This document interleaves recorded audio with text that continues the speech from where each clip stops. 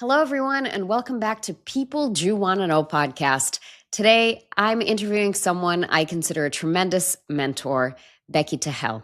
Becky is a creative producer and cultural strategist working at the intersection of media, creativity, and human connection. She is the head of brand and marketing for the Global Day of Unplugging, the world's leading digital well-being movement, and a co-creator of the Offline Sessions, which is a fully phone-free live experience and forthcoming documentary produced in partnership with Billboard. Becky also co-runs Manifest Media, a creative studio that helps brands and mission-driven organizations get clear on their creative strategy and story, then bring it to life through content, campaigns, and experiences. Her work includes collaborations with brands such as Good Notes, Collier's, Armatron, Session, and beyond, as well as cultural figures including Ty Lopez, Jake Paul, Eric Andre, Jay Shetty, and Gabby Bernstein. She is also the creator of the award-winning documentary American Birthright, which explores her personal Jewish identity journey, and previously hosted a YouTube series for Jewish Unpacked focused on Jewish spirituality. Across all of her work, Becky is driven by one core belief: real connection is our most powerful technology. She's married to an insanely talented musician, Nathan, and they have 2 kids, Ari, 5, and Hanan, 3. Years ago, Becky and I met at Eliza Ben Shalom's book launch party. And as you know, Eliza is the matchmaker from Netflix's Jewish Matchmaking. For context, that book launch party was the first real influencer event that I went to. Back then, I don't think I even had 1,000 followers on Instagram. I truly must have been the smallest creator invited to that event. When I got invited, I was sincerely surprised. Eliza Ben Shalom's team invited me to a book launch party where I get an advance copy of her book. I was really confused. Turns out it was my friend Libby Shio who put me on their radar and got me into the event. So Libby, thank you. And at that time, I was still kind of trying to figure out how to operate in those spaces. How do I talk to people so that they understand that I'm sincere and I'm not just trying to use them because they're famous? How do I establish myself as a trusted, reliable partner in the Jewish space? At the very least, I wanted them to feel like my motivations were pure and sincere, because that's really how I felt. I just wanted to connect with people. I didn't need anything from them. I've always felt this way, and I still do. Anyone who wants to come on my show will, and anyone who doesn't want to come on, it just means the timing is wrong and the universe has something better for me. All that is to say is that I was nervous to attend. I got to the event, I started meeting people, and honestly, it was a lot of fun. I made fantastic connections. I met that Jewish family, Eitan Levine, Eli Leibovich and his wife, and so many others. Right as I was about to leave, I noticed a woman in a very fashionable hat and dark lipstick. She didn't look like anyone else at the event. She was dressed differently. She looked differently. She had a different energy. She was trendy and artsy-fartsy and cool. That was Becky. On my way out, I decided to say hi to her, and the rest is history. Just on that first encounter, Becky was incredibly gracious, generous, kind. She was a person that also took me seriously. At the beginning, I would go to these events with people who have hundreds of thousands of followers, and I would say, nice to meet you. I'm small but mighty. And I still use that phrase from time to time. But in talking to Becky from the very first moment, I felt that it didn't matter how many followers I had, because she respected me and my work, and she even was rooting for me. That was so different from how I felt around other creators who always made me feel small and irrelevant because I had a much smaller audience than them. Becky and I had kept in touch since then, and I'm so happy to finally have had her on the show. Since Eliza's party, Becky has always been tremendously generous to me. She has helped me with numerous connections. She's introduced me to countless people, mentored and coached me, and so much more. I'll add that we weirdly have a lot in common. Becky moved to America when she was 7 from Israel, and I moved when I was 9 from Ukraine. We both understand the immigrant experience as children, and we both have Russian-speaking Ashkenazi heritage that we intimately understand. We're also both a little woo-woo. Becky, I would say, a lot more than me, but still. Today, you get to hear a conversation from a true people do want to know, someone I really confide in. And you'll hear in the episode that it isn't just a regular episode. I'm talking to someone whom I really trust and admire, and I'm giving you an inside look.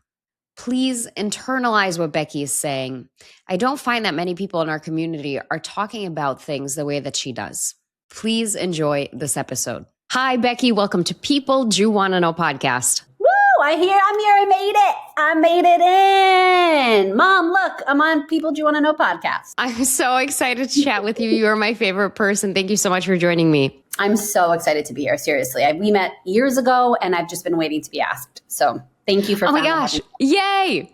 Okay. Well, on that note, tell us about yourself. What do you do and how did you get there? Oh my goodness gracious. Well, there's a lot of things. And I feel like I came here into this world, into the creative process on the backs of our ancestors, and storytelling being this thing that I've always been super passionate about since I was a very little wee girl moving from Haifa to Philly, creating stories and kind of creating fantastical imagery in my head of the world that I wanted to create, the world I wanted to live in, the world I wanted to see, sort of how I showed up in this world, reflected itself into my musical theater upbringing and my competitive speaking contest work in high school and going and majoring in communication and theater at Temple University in Philly. And then eventually taking a leap of faith, telling my mom I wanted to book a one-way ticket to LA, her saying, go, you can always come back, bless her. And only coming back to visit. Staying here, I've been in LA for nearly 18 years. It's been a dream come true. It's been really difficult, but being a person who wants to tell stories and impact people through conscious content has always really fueled all of the things I've done. I've nannied for celebrities. I've assisted actors. I've run nightlife events. I've planned weddings. I've done all sorts of other things as a part of my journey to making content creation and media a sustainable thing for me. And I think that's a part of it. I'm not ashamed. I don't think any of those things were sidesteps. I think they were all a part of informing my journey. But today, I run Mana with my husband, and we were able to creatively strategize and support big brands and personal brands and amazing Jewish organizations in telling their stories. And that is such gratifying work. So Ari Frankel nominated you on the show, which makes perfect sense for me because when I think about conscious content, I think of Ari. Mm-hmm. He is my mentor and confidant. And thanks to him, I've been able to create a social media page that I'm proud of, that I think is conscious. And, whenever I doubt myself, he always is there as a rock to be like, okay, you're going to post this piece of content. Who is it serving? Who is it for? Will it change somebody's mind? Will it change somebody's life? And on the first day of Hanukkah, a day before we're recording this, there was a shooting in Sydney. Mm-hmm. And I had made a story, an Instagram story, where I was kind of ranting, saying like, if you're a Jewish organization, what are you doing? You should be funding self-defense classes and active shooter resistance trainings for Jewish people because we're attacked. We need support and we need the skills to defend ourselves right now. And it's kind of ranty, and I called them out. Like I even tagged them, and Ari messaged me and was like, you need to make this a post. It shouldn't be a story. And I was like, well, it's kind of negative. Mm-hmm. I don't know. I have another video that's going viral right now. I don't want to suppress it. And he goes, Margarita, if one person watches your video about self-defense, gets a self-defense class and saves their life using those tactics, you were responsible for that. Like, what are you talking about? You need to post this. And I posted it in a large account with over 100,000 followers, asked if they could collaborate with me on it. So I got exposed to their audience, which was huge. And so when you talk about conscious content, this is something I can't say I understand to the same extent as you. I only have just scratched the surface, but it's one of the reasons I admire people like you and Ari, because I think you raise the bar for the space that otherwise feels like a flying trash can. And fair enough. Yep.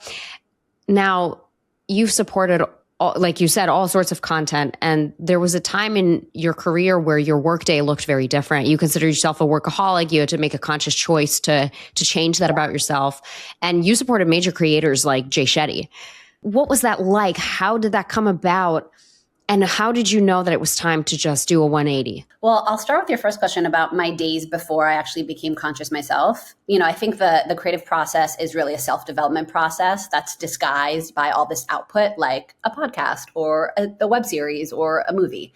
So it's all really self-development and listening and learning about yourself so that you can really tune in and bring out the best that's in you.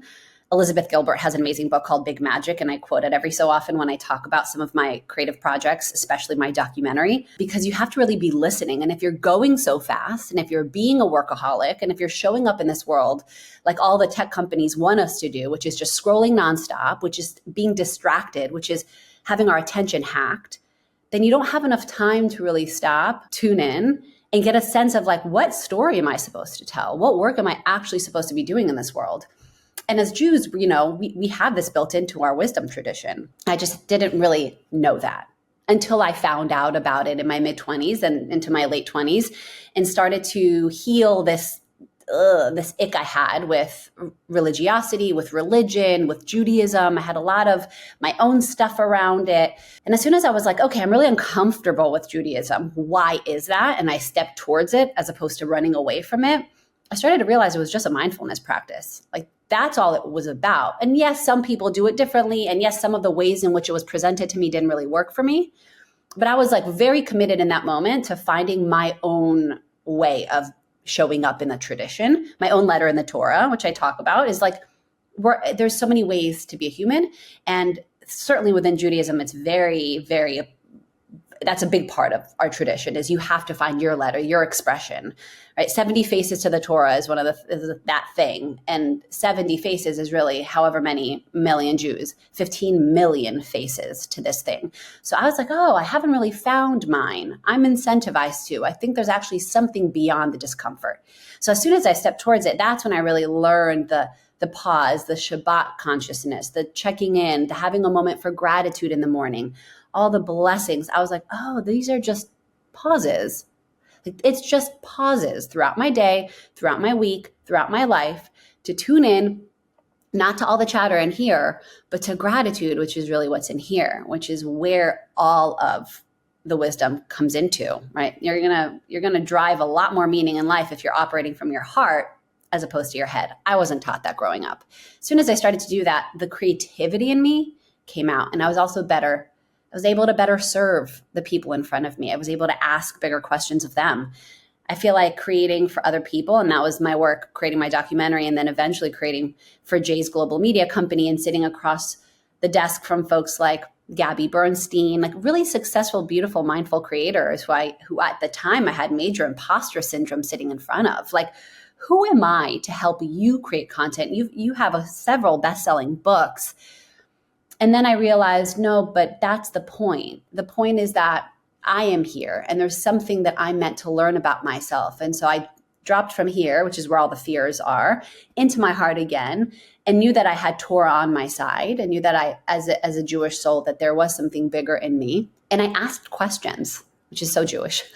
It all comes back to Judaism for me. It's so Jewish, just asking the questions. And that has sort of been my platform, curiosity, asking questions, creating space for other people to do a lot of inner thinking and hearing. And that's where a lot of their ideas come from. And that's where all the content streams from as well. So yeah, I think as soon as I was able to tap into my best process and my Jewish identity, I showed up to my work a lot differently. I was able to create my own content and other people's content in just a more impactful way. If you are somebody that's struggling with all the chatter and you're looking to kind of slow down and integrate these mindfulness techniques, asking for a friend here, what would you do? What would be your first couple of steps? Well, I would ask that dear friend, in what areas is there most chatter? Is there like a specific thing that's bringing up a lot more chatter than other areas of life? Is it something in particular? Because that's always interesting for me. Like I find a lot more anxiety around specific areas of life versus others. Others, it's like way easier for me to drop in. It's just interesting to just ask questions. But there's also those resources. So there's a couple different things. Obviously, our phones create a lot of chatter for us as opposed to allowing us to generate our own chatter. So I would like what I've been doing recently is checking what's pulling me. Like, what am I being pulled by? I recently stopped drinking for a bit. I felt really pulled by, it was like the mom wine o'clock. I found myself every day like reaching for a glass of wine and being like, what am I'm being pulled by it. I'm not really choosing it anymore. So just like not qualifying good or bad, I'm not saying everyone should not drink, but it was a really interesting exploration. So finding what pulls you. My phone, as part of my consultancy work, I work with Global Day of Unplugging, the first global detox moment. So like the Earth Day, but for your tech. And they've been around since 2009. But I only recently started working with them during this really important zeitgeist where everyone's like phone free, the phones are hacking our attention. They're not wrong. That's absolutely what's happening. And so when you see what's been happening to us since the beginning of the smartphone era, and also just in general in our society since all of this tech, it's no wonder we have so much chatter because we're also being fed so much, right? So I would turn our devices over or off or put them away and really, again, like quiet the noise, quiet the pull, quiet this. I feel like I need to be somewhere else right now. I'm missing out on something. You're here, right here. And that's the hardest place to be because it's where so much of our own stuff comes into the world. And I mean, you can't have that much light without a little bit of resistance. So I would look at all the areas where you are feeling that resistance, step towards it, just like I did like with my Jewish journey. Like, I'm having resistance here. Don't walk away, like step towards it. And also find what pulls you, whether it's the coffee, whether it's the drinking, whether it's the tech, whether it's productivity. That's a big pull for me. Like, I love the cleaning and the doing and the, as opposed to sitting down and playing with my kids, I'm often pulled into the list of things that I should be doing to prove that I'm good enough to myself, to the people around me, to whatever it is. So as soon as I'm just aware of that and I pause for a second, I'm like, wait, do I really need to do the dishes? Or can I actually just play with my kids and do the dishes later? What is it about doing the dishes? Like, why do I have to be so productive right now? And I just sort of stop. And I think it's personal for everyone. The stuff that comes up when we pause, the discomfort, like, where is it? That's the work. That's being human. That's our work here on earth, is figuring out, why am I unable to be present with my humanity? What is it? Let's talk about your documentary, American Birthright. You alluded to it earlier, which this documentary was a self-development opportunity for you. You were going on a soul-searching journey of what is Judaism to me, Jewish life, and you were doing it through the paradigm of Jewish marriage and intermarriage. Walk me through what was guiding your exploration at the time, and then now that it's been a few years since that doc, I want to know how you feel about intermarriage. So with any good story, there's an inciting incident, right? That something happens and the hero gets set off on a journey. And in a documentary, it's no different, even though it's real life. And I sort of struggled with being my own protagonist in the movie. It felt a little egotistical, and I kind of wanted to follow rabbis talking about intermarriage. And I had a mentor who said, no, this is a story about you, and you're shying away from the cameras being turned on you in a way. Like, I know that you sort of want to put everyone else on screen, but you need to show up in this story. This is actually about you. So that was the first big moment for me, that resistance. I stepped towards it and realized, okay, I do have a story to tell. And that story was, my sister had gotten engaged at that time to her longtime boyfriend, who is not Jewish, he's Christian.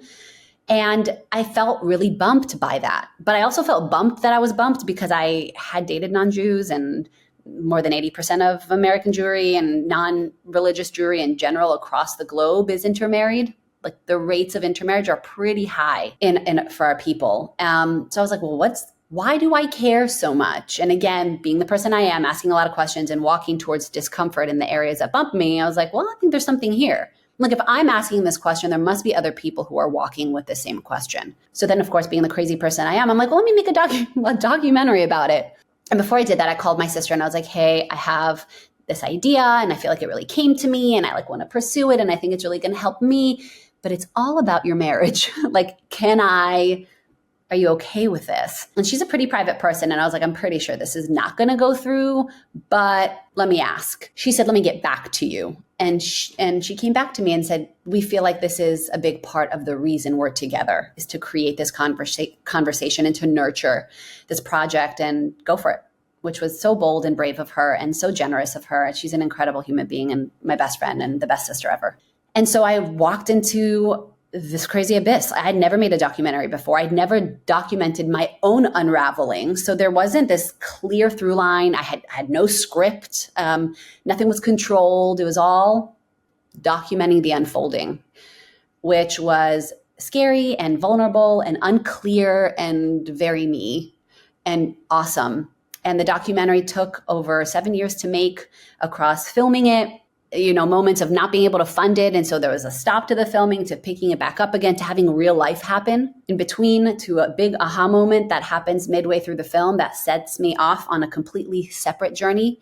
It's one of those things that within a question is always a deeper question. And that was the biggest thing I learned about this documentary. Is I started out asking, what's the deal with interfaith marriage? Like, is it kosher or not to marry a non-Jew? And there was a deeper question that was sort of waiting to be birthed. It was the coolest experience I ever had, like kind of sensing that, but knowing that the cameras were going to help me. And I borrowed a lot of confidence through the documentary journey, being like, I got to keep going. I got to keep asking, because I've made this documentary. I've already invested money. I've already asked. I've crowdfunded. I've told people I'm making this movie about interfaith marriage within the Jewish container. And there was not one about this topic before. And everyone was excited about where I would end up. And that forced me to keep going. And that breakthrough really made me understand what the power of documentary filmmaking and creating content is in general. And in 2021, we released it and it won awards, and I got to tour the world, screening it and speaking and facilitating conversations and workshops. And so where do I land on interfaith? The movie itself is less about interfaith marriage as it is about Jewish identity and figuring out why be Jewish.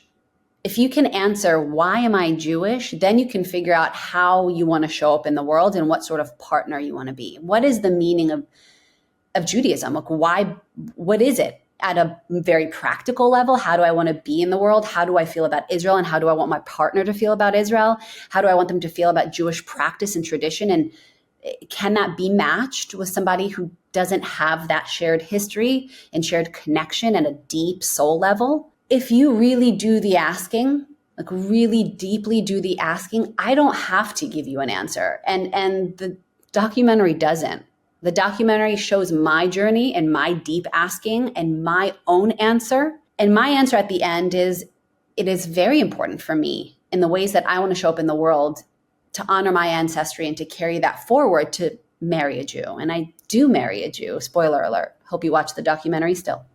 But everyone has to go through that process of reckoning with that and answering that question for themselves. Really, I think we all need to. The rates of intermarriage are only getting higher now. Yeah. Would you say you're concerned, or it's more that it's kind of tied to your philosophy of that's for everyone to answer for themselves? I'm concerned, and I'm also accepting of where we are in our narrative as a Jewish people. It's a little bit of both. It's a little bit of like, all right, God, I believe in you. You have a plan. You created the world. The rest of it, I'm still sort of figuring out for myself, moment by moment. I keep Shabbat, I keep kosher. There's many areas of Jewish practice and thought that I struggle with deeply, that I'm in deep inquiry around, that I'm like, where did this actually come from? Is this Judaism, or is this just people taking this and creating something from it that is so far from its true essence?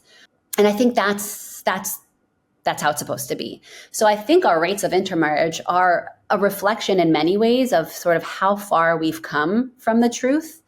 If you sort of subscribe to, like, we're given this amazing revelation of the Torah and we got it. It's kind of like we all downloaded this thing. We were like, wow, this is such a profound way to show up in the world. How amazing that we get to be that example. And then as trauma happens and as our stories progress and as we get beaten down and as we get farther away from the source, we lose track of like what it was all about.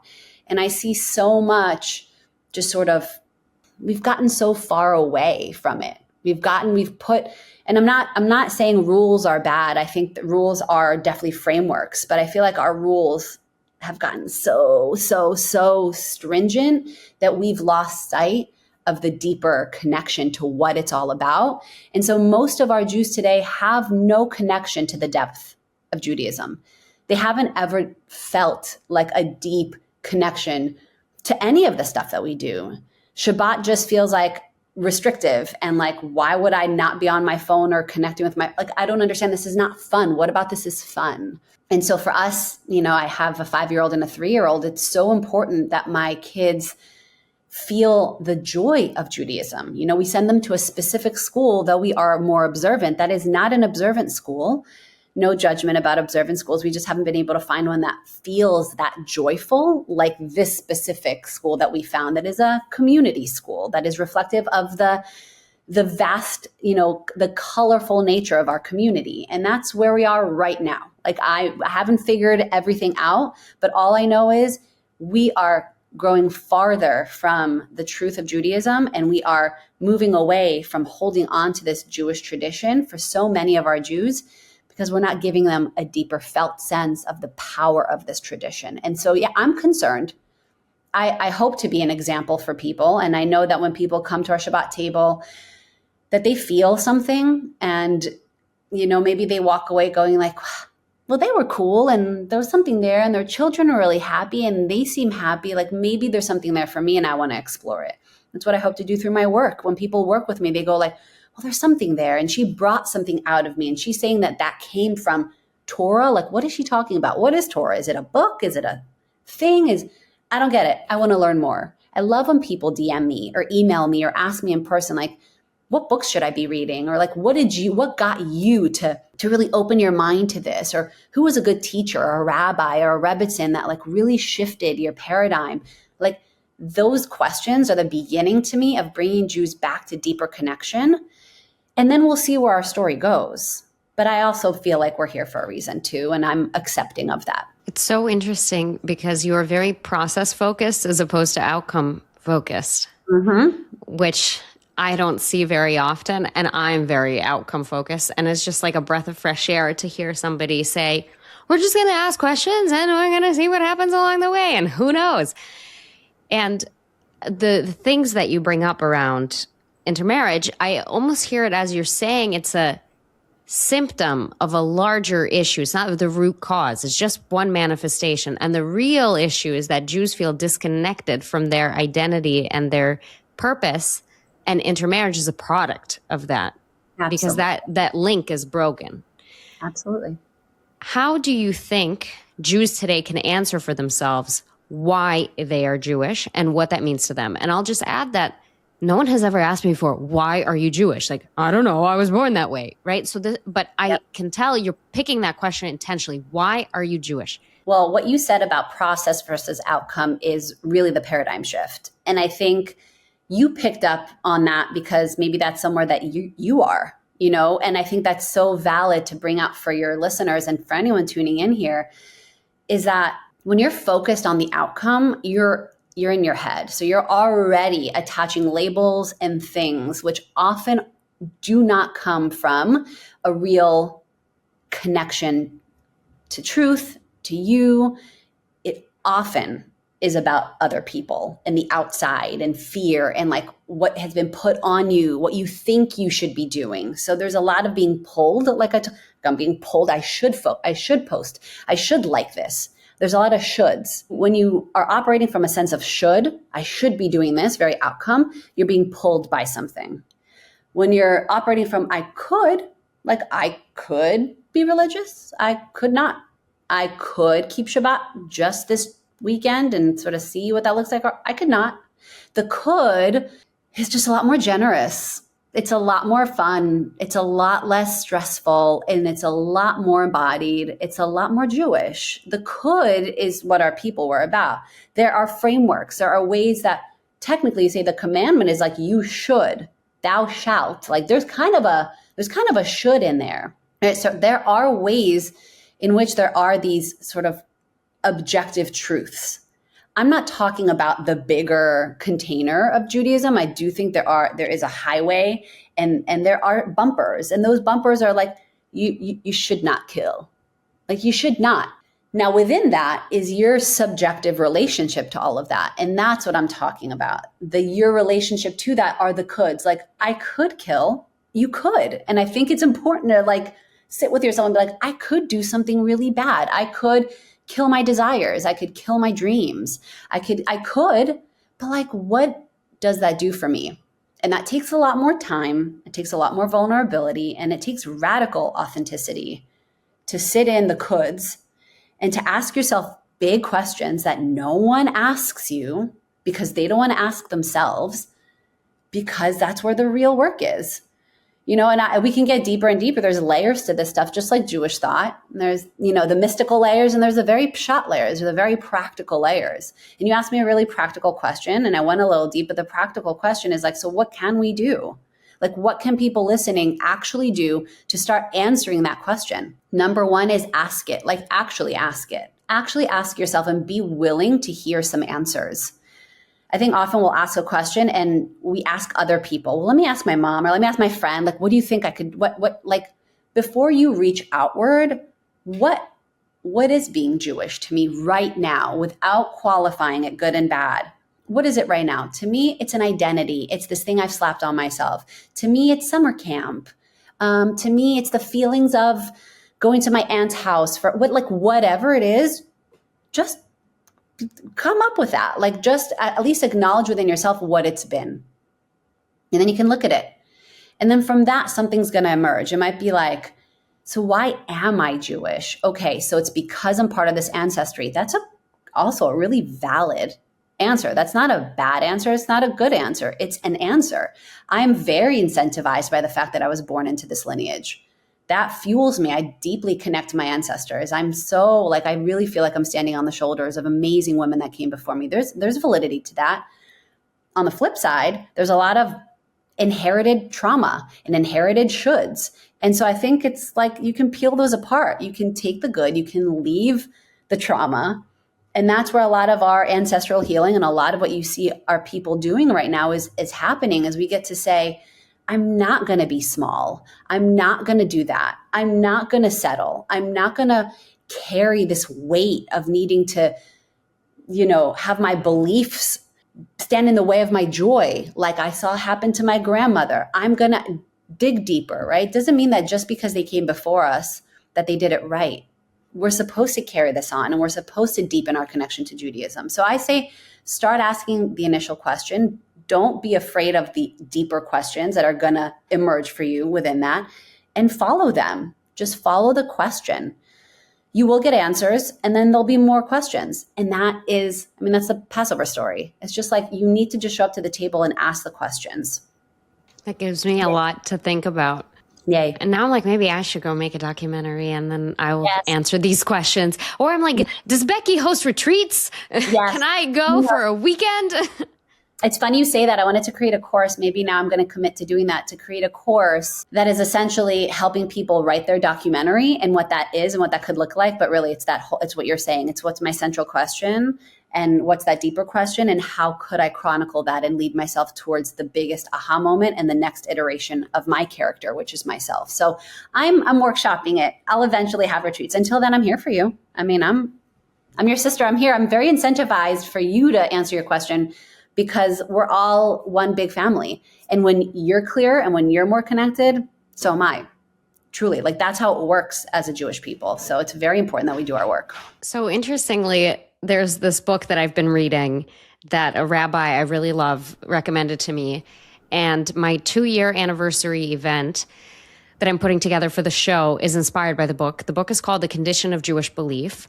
And it is a compilation of essays from 38 prominent rabbis at the time in American Jewish life. It was a magazine that called for essay submissions to the same 5 questions to all the rabbis that'd be willing to submit. I think it ended up being 38, and they span all denominations, Orthodox, Reform, Reconstructionist, whatever. Everyone is included.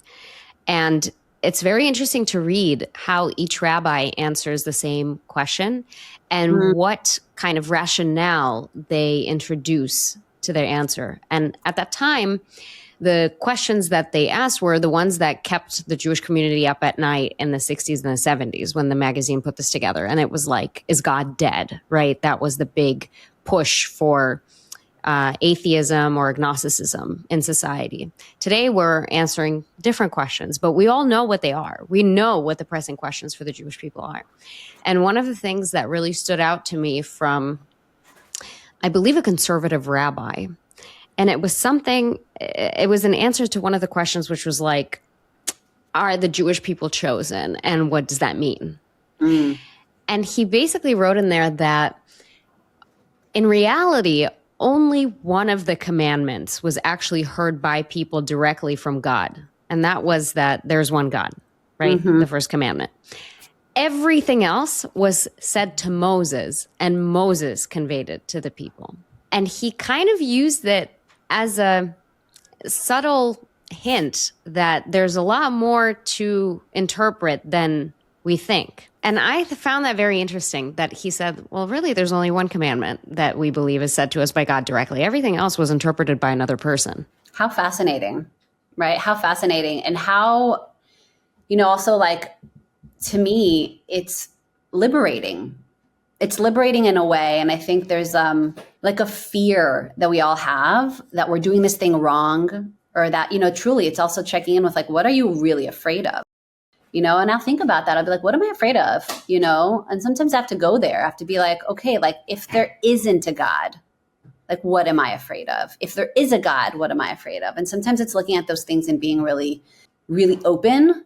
Because once you're able to look at it and you like name it to tame it, then also that frees you up to ask some of the bigger questions because you've looked at it. You're not avoiding it. That avoidance creates like such a shadow of like, I don't want to deal with that. And so then you're actually like, you're more handling that shadow than asking the deeper questions. And I also, what really bumped me, so you're saying in this book of essays, it's like all this different thought and so many different people are saying different things, even about the same topic. That really troubled me initially in the beginning stages of my Jewish journey, because I kind of wanted people to tell me like, this is law, this is what we believe, and that's it. And the fact that there was so much disagreement was like, how could so many actually say a line like this in the documentary? Like, how could so many really brilliant, smart people say so many different things about this tradition? Like, is someone wrong? Is someone right? So again, this sort of black and white binary thinking too doesn't always allow us to sit into questions because we're rushing to the answer. So that's another part of process that is, again, super vulnerable and uncomfortable, is to sit in the question. And if you haven't answered it yet, you're not going to answer it yet. Like, you're not ready to answer it yet. So just be here. I've gotten a lot more comfortable in my old age, just like sitting in the inquiry. Be like, I'm walking with this question. I'm not ready to answer it. And when I'm ready, I'm ready. Like, I've had clarity. You might right now, like you said, oh, maybe I need to make a documentary. Like, there was a little moment there of inspiration. And then you'll ask yourself, like, do I want to make a documentary? What do I want to make it about? And as answers get filled and you have clarity, then you go. But you might not have an answer. And a part of creating content is sitting with the inquiry, is holding space. It's what I get to do when I sit across the table from a global brand or a personality, because I get to say, like, what do we want to do here? Like, what impact, bigger picture, do you want to make in the world? Like, what is your soul's expression in the world? What do you think that looks like? And how can we reverse manufacture that into a holistic digital content strategy? And like, sometimes that first question is the most confronting. Oftentimes it is the deepest work, because it's actually, even if it's the team at Hershey or Gabby Bernstein, it's kind of all the same. It takes work. It takes sitting down. It takes clarifying. It takes talking about words and what they mean. Like, with Hershey, it's like, we're a confection, we're a chocolate company. And it's like, we actually want to rebrand to be a snack. What is a confection? Like, what is a snack? What are the stories we tell ourselves about ourselves? What are the stories we tell others about who we are? And the same for a watch company or a makeup brand as it is for an individual. And so doing that work of sort of like, what do I want to tell people about myself? I would love if we could do that exercise as a Jewish people collectively. I think what's so difficult to see is I get to sort of facilitate breakthroughs for brands and people and create content that's reflective of that breakthrough. And it's sort of, it all aligns and it works together in this holistic strategy. But how do you do it for a nation? I like have this dream and we're not supposed to. It's like, Hashem, why are we so disconnected and we're so fragmented? Like, maybe that's a part of it, but it's nice to have digital content like this that starts to bridge us back together, to align, to start to be thinking together again, to start saying, well, what is Judaism really? who are we as a people? We're struggling right now to tell the world who we are, why we have such a deep relationship to Israel, what Israel is. We're struggling to tell our story. The PR is not great. We haven't figured out our language. The branding, it doesn't look so sexy. We're not selling it well, but we're deeply connected to it. So like, I'd love to facilitate some brand strategy breakthrough for the Jewish people. And I think we all get to do it in small ways and hopefully in bigger ways. I'm still asking questions like, what am I going to be when I grow up? Like, what am I supposed to do with these tools that I've been given? And I'm so grateful to have workshopped them with Jay Shetty's team and with Jake Paul and with Hershey and with, Good Notes and with amazing teams. But I'd love to do that more for the Jewish people. And it's definitely something that I'm working on. Which organizations do you want to call you so you can help them? It's a great question. I'd love to meet more of those massive organizations that are doing the most giving, and maybe we source that. Like maybe it's a poll. I don't know what I don't know. So I'd love to get maybe feedback from you or from your audience. Like, who are those big organizations in the Jewish world that are the power players that it's all about getting the right people in the right room, that if they came into the room and had an incredible facilitation and had the thought process and the breakthroughs and were able to create a holistic strategy moving forward as a marketing and PR strategy and content strategy. And it really moves the needle for the Jewish people. Like, who are those sensitive minds? And they don't have to be the big federations and the IACs and it's many of our acronyms. There's many letters in the Jewish world. It could be individuals. And I know incredible Jewish leaders, big and small, that could be those people. Maybe people who haven't even surfaced. They haven't emerged yet. I don't know. I don't know who they are. I'm looking for them. I'm hoping to find more of them, and I'm hoping to connect them to each other. And I think that's where we can really make some incredible change, and ideally on the digital media front, because fortunately and unfortunately, that's where everyone is. How can people connect with you and learn more about your work? Yes, If you are Bill Ackman, where can he find you? Yes, Bill, you can find me on Instagram. You can find me on my website. Yeah, my Instagram, my social media is definitely where I post. I share a lot of my Jewish content, a lot of my own hacks, and a lot of the work that I do for clients. And that's my name, Becky Tahel, at Becky Tahel. And if you want to see my documentary, if that calls to you and you want to learn more about how I show up in the world and ask questions in my Jewish journey, and hopefully it brings something up for you, the website to rent the film is AmericanBirthrightFilm.com. So between AmericanBirthrightFilm.com and at Becky Tahel, you can find me. I read all my DMs and I engage with incredible people. I've gotten amazing clients from social. I've got amazing connections. So I'm really grateful for that space. And for this opportunity too. I think when we tell our stories and connect with others, it's the hive mind thing. We really get into an amazing space and we can really help each other. So I'm here. If you heard something from my offering that feels helpful to you in your journey, I'm here as a creative strategist and a creative midwife. I say, like, in whatever capacity, I'm totally here to be of service. And I know that I grow too when I'm able to be in that position. So I welcome it and I'm grateful for it. And you too, girl. I'm here to help you make your documentary. Okay. And everyone heard it. So now you're kind of on the hook. Oh my gosh, that would be iconic. If I had a documentary, that would be iconic. It is. It is. There's no way back. It's like once you do it, you've made a documentary and you are hooked. It is such a powerful process. That's amazing. Thank you so much for doing this. I have one final question for you that I ask every single guest.